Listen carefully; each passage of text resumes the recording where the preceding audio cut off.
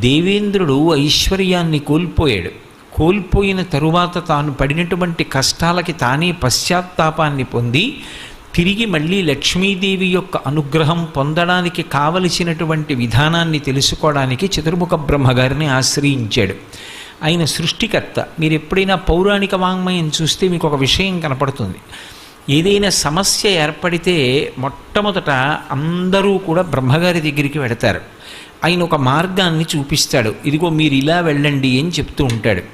సృష్టికర్త అంటే ఈ లోకములను సృజించినటువంటి వాడు. అలాగే మన ఇంటికి కూడా ఓ పెద్ద ఉంటారు.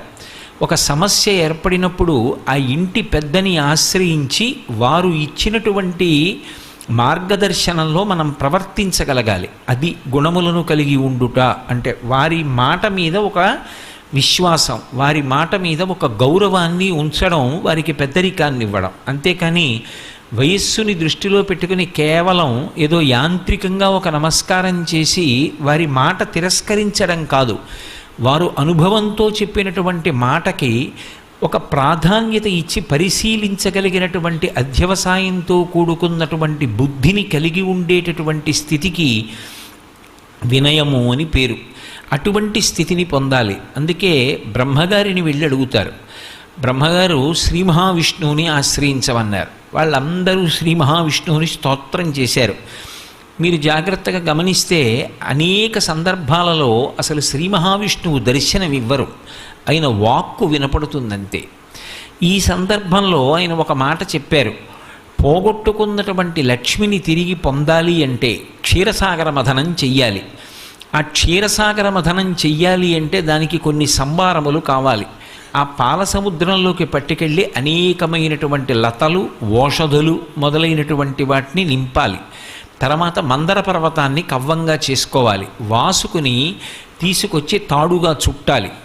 ఈ ప్రక్రియలో నేను మీకు సహాయపడతాను. ఈశ్వరుడి యొక్క సహాయం లేకుండా అసలు ఏ కార్యమూ నెరవేరదు. ఇది బాగా జ్ఞాపకం పెట్టుకోవలసినటువంటి విషయం. లక్ష్మీ కటాక్షం కావాలి అని కోరుకునేటటువంటి వ్యక్తి కేవలము తన యొక్క సమర్థత చేత తాను ఒక కార్యాన్ని చాలా కష్టపడి నిర్వహిస్తే ఫలితం వచ్చేస్తుంది అనేటటువంటి మాటకి సనాతన ధర్మంలో ప్రామాణికత లేదు. అందుకే సుందరకాండలో సీతమ్మ కూడా ఒక మాట చెప్తుంది.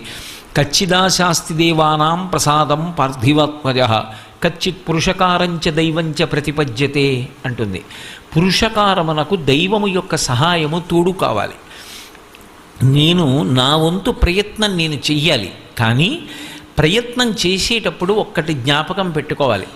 99 పాళ్ల నా ప్రయత్నానికి ఒక్క పాళ్ళు భగవంతుని యొక్క అనుగ్రహం కలిసి రాకపోతే ఆ కార్యము నెరవేరదు. అందుకే భగవద్భక్తి అనేటటువంటి మాటకి అంత విశేష ప్రాధాన్యత ఉంటుంది. ఈశ్వరుడు ఉన్నాడు అని నమ్మి ఆయన మీద భారం ఉంచి కార్యక్రమాన్ని నెరవేర్చడానికి కావలసినటువంటి సమర్థతని నాకు ఇవ్వడంతో పాటుగా అది ఫలవంతమయ్యేటట్టుగా చెయ్యగలిగిన శక్తి నీ చేతులలో ఉంది అని నమ్మి ఈశ్వరుడికి నమస్కరించడం పరిపూర్ణమైనటువంటి భక్తి.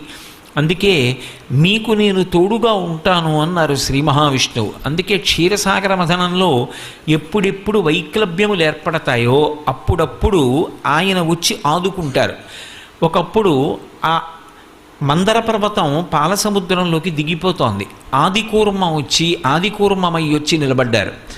తీరా అమృతోత్పాదనమైన తరువాత అమృతాన్ని రాక్షసులు పొందబోయారు. మోహినీ స్వరూపంలో వచ్చి దేవతలకు అందేటట్టు చేశారు. మనం ఈశ్వరుణ్ణి నమ్మి ప్రయత్నాన్ని ప్రారంభం చేస్తే ఆ ప్రయత్నంలో మన చేయి దాటి జరిగేటటువంటి పరిణామాలని ఈశ్వరుడు దిద్దుతాడు. దిద్ది దాన్ని ఫలవంతం చేస్తాడు. అందుకే వారు ఆ స్వామి చెప్పినటువంటి మాట యందు పరిపూర్ణమైన విశ్వాసంతో క్షీరసాగర మథనాన్ని ప్రారంభం చేశారు. ఆ పాలవిల్లి లోపల అప్పటికప్పటికి మందరాగము తిరుగన్ చెప్పిడిదేమున్నది అజుని చెవులు చిందరగునియన్ అన్నారు.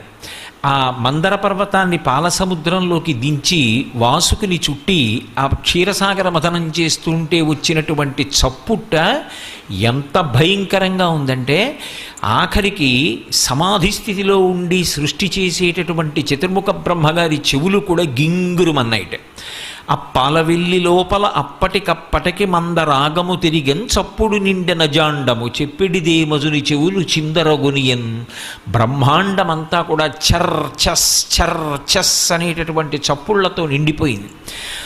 మొట్టమొదట హాలాహలం వచ్చింది. ఆ హాలాహలాన్ని పరమేశ్వరుడు పుచ్చుకున్నాడు. హాలాహలం తర్వాత ఒక్కొక్కటి దివ్యమైనటువంటి వస్తువులు ఉత్పాదనమయ్యాయి. ఒక్కొక్క దాన్ని ఒక్కొక్కరు పంచుకున్నారు. అలా ఆ క్షీరసాగర మథనం జరుగుతుండగా అకస్మాత్తుగా అందులోంచి లక్ష్మీదేవి ఆవిర్భవించింది. ఆ ఆవిర్భవించేటటువంటి స్థితిలో ఆ తల్లి లోకములనన్నిటినీ కూడా అనుగ్రహించడం కోసం వచ్చినటువంటి తల్లి కదూ. అందుకని అసలు ఆవిడ క్షీరసాగరంలోంచి పైకి పద్మంలోంచి ఆవిర్భవిస్తుంటే ఆవిడ పైకి వస్తున్నప్పుడే తల దగ్గర నుంచి కదూ కనపడుతుంది. పాల సముద్రంలోంచి పైకి వస్తోంది అంటే మనకి లలితాదేవి యొక్క ఆవిర్భావ సమయంలో ఎలా అయితే తల దగ్గర నుంచి పాదాల వరకు చెప్తారో అలాగే లక్ష్మీదేవి కూడా పాల సముద్రంలోంచి పైకి తేలినప్పుడు తల దగ్గర నుంచి ఆ పద్మములో కూర్చున్నటువంటి తల్లి యొక్క పాదముల వరకు దర్శనం. అందులో అసలు ఆవిడ పైకి వస్తుంటేనే ఎంత వైభవంగా తల్లి పైకొచ్చింది అంటే తొలకారు మెరుగుకైవడి. ఆ తొలకరి ప్రారంభమయ్యేటటువంటి సమయంలో ఆకాశంలో వచ్చేటటువంటి మెరుపు సౌదామిని అంటాం. ఆ సౌదామిని ఆ మెరుపు మొట్టమొదట వస్తుంది, కంటిని ఆకర్షిస్తుంది. మెరుపుకుండేటటువంటి లక్షణం ఏమిటి అంటే అది ఎక్కడ ఉండనివ్వండి తళుక్కుమని మెరిస్తే కంటికి ఆ మెరుపు తగిలి ఒక్కసారి అందరూ దాని వంక చూస్తారు. లక్ష్మీదేవి వంక చూడడం కూడా అలాగే ఉంటుంది. లోకమంతా ఆమె కటాక్షం కోసం చూస్తారు. అందుకే తొలకారు మెరుగుకైవడి తలతలమని మేమి మెరయ ధగధగమనుచున్. ఆ తల్లి చూపుల కలుములనీనుచు. అలాగే చెలువంబులు మొదట పుట్ట మొదటి టెంకి సిరి పుట్టెన్రుపా అంటారు పోతన గారు భాగవతంలో క్షీరసాగర మథనఘట్టాన్ని వర్ణిస్తూ. తలతలమని మేని మెరయ ధగధగమనుచున్. అంతా కూడా కాంతులే చెప్తారు. దీంట్లో మీరు బాగా గమనించవలసిన విషయం ఏమిటంటే లక్ష్మీదేవి యొక్క వైభవాన్ని ఎక్కడ చెప్పినా సరే మెరుపు తీగతో చెప్తారు. ఎందుకని మెరుపు తీగతో చెప్తారు అంటే అన్నిటిలోకి తొందరగా కంటిని ఆకర్షించేది ఏది అంటే మెరుపు. చీకటిగా ఉందనుకోండి, చీకట్లో సౌదామిని విద్యుల్లత ఒక మెరుపు మెరిసిందనుకోండి మబ్బు మీద, ఆ మెరుపు మెరవగానే ఎటువైపు నుంచి ఆ మెరుపు మెరిసిందో అటువైపుకి ఆ కాంతి కంటిని లాగుతుంది. ఆవిడ కూడా ఒక మెరుపు తీగలా ఉంటుంది. ఆ మెరుపు తీగ ఒక్కసారి అలా తటిల్లత వెలిగిందనుకోండి లోకమంతా కూడా వెలుగులో కనపడుతుంది. లక్ష్మీదేవి లోకముల వంక చూసేటటువంటి స్థితి అలా ఉంటుంది. ఆవిడ కన్ను విప్పి ఒక్కసారి చూసిందనుకోండి ఆ చూపుల చేత లోకములన్నీ బ్రతుకుతాయి, చైతన్యాన్ని నింపుకుంటాయి. అంతటి గొప్ప స్థితిలో చూపిస్తుంది. అందుకే పోతన గారు ఆ చిన్న పద్యం అంతా కూడా మెరుపులతోటే తీసుకెళ్ళారు. తొలకారు మెరుగుకైవడి తలతలమని మేను మెరయ ధగధగమనుచున్. ఆవిడ శరీరం అంతా కూడా తళుక్కని మెరిసిపోతోంది, ధగధగమంటోంది. రెండూ కాంతికి సంబంధించినటువంటి విశేషాలే. ఇప్పుడు మీరు ఒక్కటి గమనించాలి, అంత కాంతివంతంగా ఆవిడ కనపడుతుంటే అసలు అంగప్రత్యంగముల వంక చూసే అవకాశం ఉండదు, కన్ను ఆకర్షింపబడుతుంది. అది లక్ష్మి అని పిలవబడడానికి కారణం అది. ఆవిడ లోకములనన్నిటినీ చూస్తుంది, అందరూ ఆవిడ వంక చూస్తారు. ఆవిడ చూపుల కోసం సమస్త జగత్ తహతహలాడుతుంది. ఆవిడ క్రీగంటి చూపు పడితే చాలని. అందుకే లలితాదేవి ఆవిర్భావంలో చెప్పినట్టుగా తల నుంచి పాదముల వరకు వర్ణించారు, మొత్తం ఒక కాంతి పుంజం కింద చెప్పారంతే. అందుకే తలతలమని మేను మెరయ ధగధగమనుచున్. కలుముల నీనటి చూపుల, ఆ చూపులకున్నటువంటి వైభవం అది. లక్ష్మీదేవి యొక్క అనుగ్రహము అన్న మాటకు అర్థం ఏమిటంటే కేవలం ఆవిడ ఒక్క చూపు చూస్తుంది ప్రసన్నంగా. ఆవిడ చూపు ఎక్కడ పడుతుందో అక్కడ పడిన ఉత్తర క్షణంలో ఇక అలా ఇలా ఉండదు, ఇక ఐశ్వర్యం. అది ఉత్సాహం కానివ్వండి, సంతోషం కానివ్వండి, పూనిక కానివ్వండి, అక్కడ ఉండేటటువంటి సంపద కానివ్వండి, అవన్నీ కూడా అంత పుష్కళత్వాన్ని పొందుతాయి, అంత సంతోషంగా ఉంటుంది. అందుకే ఆవిడ చూపులలోంచే అంతటి అనుగ్రహ ప్రసరణం చేసింది. అందుకే ఐశ్వర్యం ఎక్కడి నుంచి ఇస్తుంది అంటే ఆమె యొక్క చేతిలోంచి ఇస్తుంది అని చెప్పడం సాధ్యం కాదు. అందుకే లక్ష్మీ కటాక్షము అంటూ ఉంటారు. ఆవిడ చూపు పడితే చాలు, ఒక్కసారి అలా ప్రసన్నంగా చూసిందా, ఇక అక్కడ ఎంత ఐశ్వర్యం ఏర్పడుతుంది అనేటటువంటి దాని గురించి చెప్పడం ఎవరికీ సాధ్యం కాదు. అయితే మీరు ఒక్క విషయం జ్ఞాపకం పెట్టుకోవాలి. నేను ఐశ్వర్యము ఐశ్వర్యము ఐశ్వర్యము అన్న మాట వాడుతున్నప్పుడు కేవలము నేను సంపద గురించి మాట్లాడుతున్నాను అని మీరు అనుకోకూడదు. కేవలం ధనం ఒక్కదాని గురించి నేను మాట్లాడటం లేదు. శ్రీ సూక్తం అలా మాట్లాడలేదు. కేవలం డబ్బొక్కటే లక్ష్మీదేవి ఇస్తుంది అని నిర్ధారణ చేయకూడదు. లక్ష్మి అంటే జీవితాన్ని పండించగలిగినటువంటి శక్తి. ఆవిడ ఇది ఇస్తుంది ఇది ఇవ్వదు అని ఉండదు. ఆవిడ దేన్నైనా ఇవ్వగలదు. అందుకే కలుముల నీనెడి చూపుల, ఆమె చూపుల చేత సమస్తమైన ఐశ్వర్యాన్ని ఇవ్వగలిగినటువంటి తల్లి అయి ఆవిడ చెలువంబుల మొదటి టెంకి సిరి పుట్టే నృపా. ఆమె ఈ లోకానికంతటికీ కూడా అద్భుతమైనటువంటి సౌందర్యరాశి, లోకమాత మొట్టమొదట సృజింపబడింది అన్నారు. అంటే మళ్ళీ క్షీర సముద్రంలోంచి ఆమె తల్లి క్షీరసాగరానికి కుమార్తెగా ఉద్భవించింది. ఇది ఆమె యొక్క అవతార స్వీకారమునందుండేటటువంటి తత్వం. ఇప్పుడు ఆవిడ క్షీరసాగరంలోంచి వచ్చింది, పాలసముద్రానికి కూతురు. పాలసముద్రానికి ఆవిడ కూతురు కాబట్టి ఇంతకుముందు ఆవిడ లేనిది ఇప్పుడే వచ్చింది అని చెప్పడం కుదురుతుందా? కుదరదు. ఆమె ఇంతకు ముందు కూడా ఉంది. ఇంతకు ముందు ఉన్నది, అప్పుడు ఉన్నది, ఎప్పుడూ ఉంటుంది. కానీ ఇందులో ఒక పెద్ద రహస్యం మాత్రం ఉంటుంది. ఆమె ఇలా చాలామందికి కుమార్తెగా వస్తుంది. ఒకప్పుడు క్షీరసాగరానికి కుమార్తెగా వచ్చింది, ఒకప్పుడు భృగువుకి కుమార్తెగా వచ్చింది, ఒకప్పుడు జనక మహారాజు గారికి కుమార్తెగా వచ్చింది, ఒకప్పుడు ఆకాశరాజుకి కుమార్తెగా వచ్చింది. అసలు యథార్థంగా చెప్పాలంటే ఎవరి ఇంట ఆడపిల్ల పుట్టినా లక్ష్మియే వస్తోంది అని గుర్తు. ఎందుకో తెలుసా? ఆడపిల్ల వస్తోంది అంటే చాలామంది ఆడది ఆడపిల్ల అన్న మాట వాడితే ఏదో తక్కువ అనుకుంటారు. కాదు, తెలుగు భాషలో ఆడపిల్ల ఆడది అన్న మాటకు అర్థం ఏమిటంటే శ్రీ మహాలక్ష్మి అని అర్థం. ఆడపిల్ల, ఆడ అంటే అక్కడ అని అర్థం. అక్కడి పిల్ల, అక్కడి పిల్ల ఇక్కడ పుట్టింది. ఇక్కడ ఎందుకు పుట్టింది అంటే ఇక్కడ పుట్టి నన్ను ధన్యుణ్ణి చేసింది. ఎవరా పిల్ల? పేరు నేను పెట్టాను తర్వాత, ఆమె లక్ష్మి. అందుకే ఎవరి కడుపున ఆడపిల్ల పుట్టనివ్వండి, ఆ పిల్ల పీటల మీదకి వెళ్ళినప్పుడు మాత్రం పద్మంలోనే వెడుతుంది.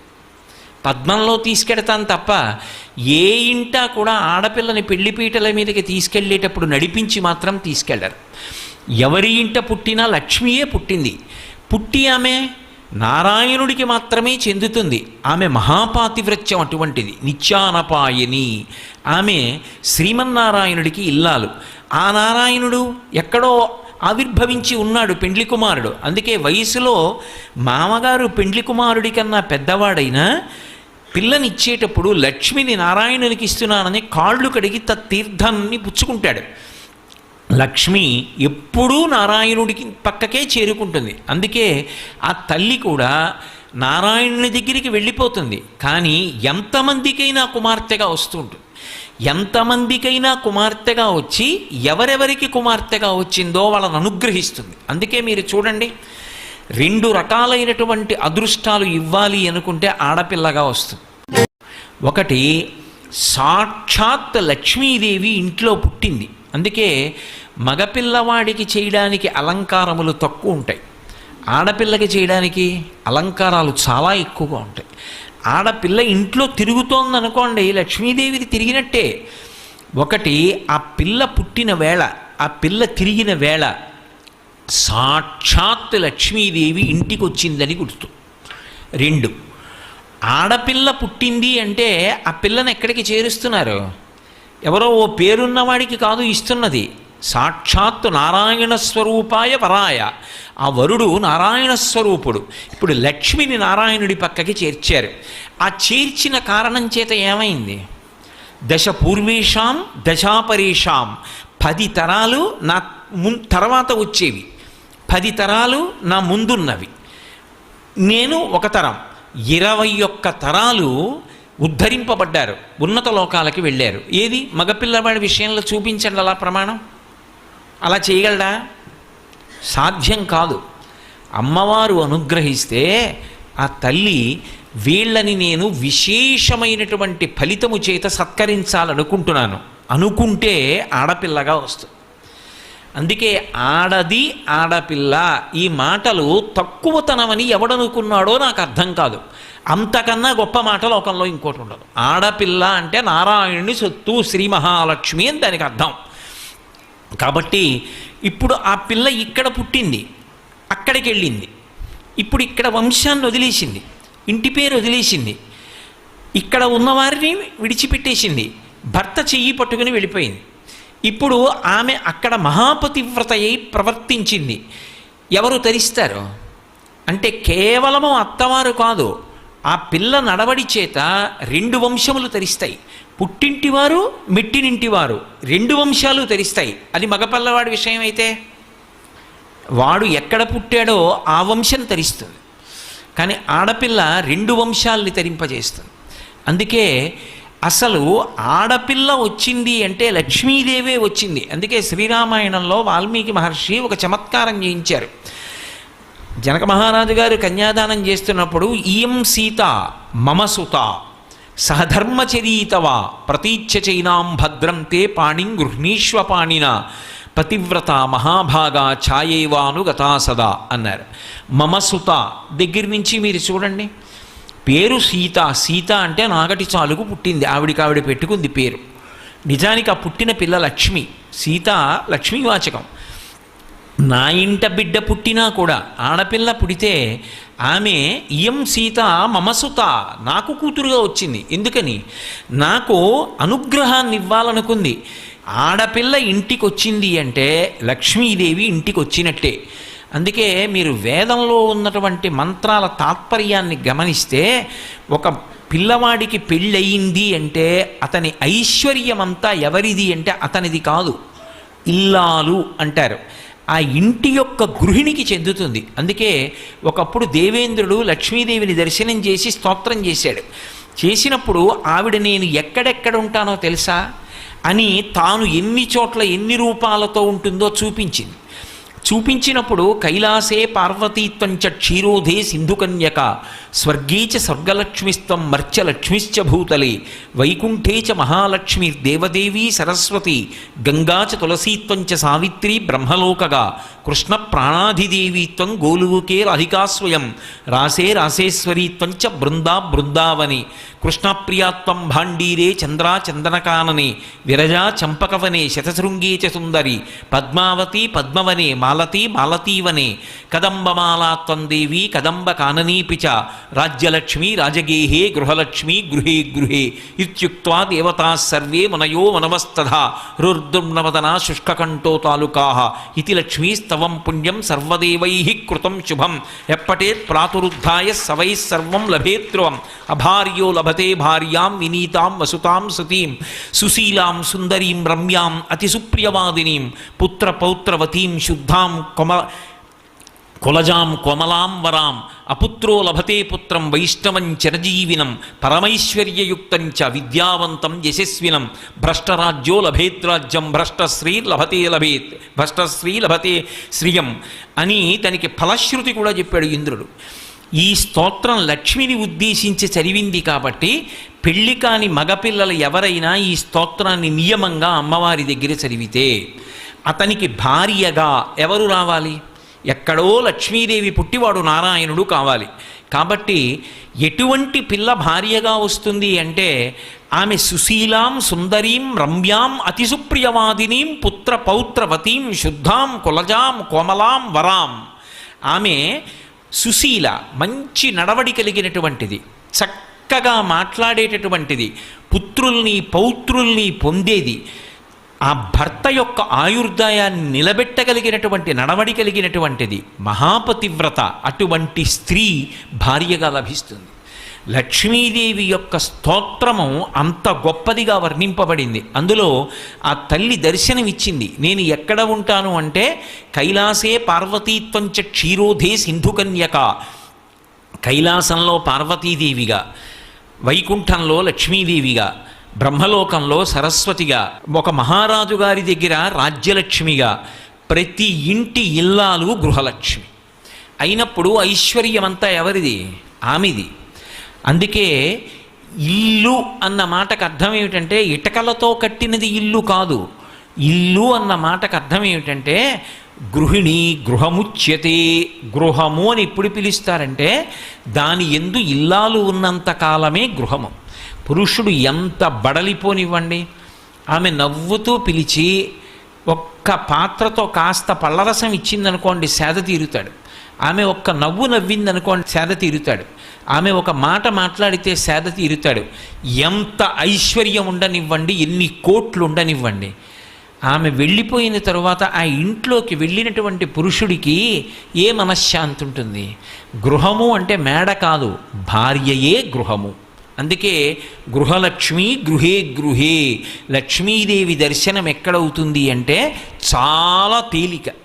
దర్శనం చెయ్యాలన్న కోరిక ఉండాలి, కానీ నా భార్య లక్ష్మీ స్వరూపయే, నా పక్కింటి వారి భార్య సాక్షాత్ లక్ష్మి, ఆ భావన నీకు ఉండాలి. కానీ ఆ భావన చాలు నీకు లక్ష్మీ కటాక్షం కలగడానికి హేతు అవుతుంది. దేశానికి అరిష్టం ఎప్పుడు పట్టుకుంటుంది అంటే కనపడినటువంటి ప్రతి ఇల్లాలి వంక కూడా చూడకూడని చూపు చూస్తే అది దోషభూయిష్టం అవుతుంది. ప్రతి ఇల్లాలిని కూడా లక్ష్మీ స్వరూపగా చూడగలిగినటువంటి విశాల హృదయం ఉంటే, అటువంటి పవిత్రమైన దృక్కులు కలిగి ఉంటే, దాని చేత దేశమంతా కూడా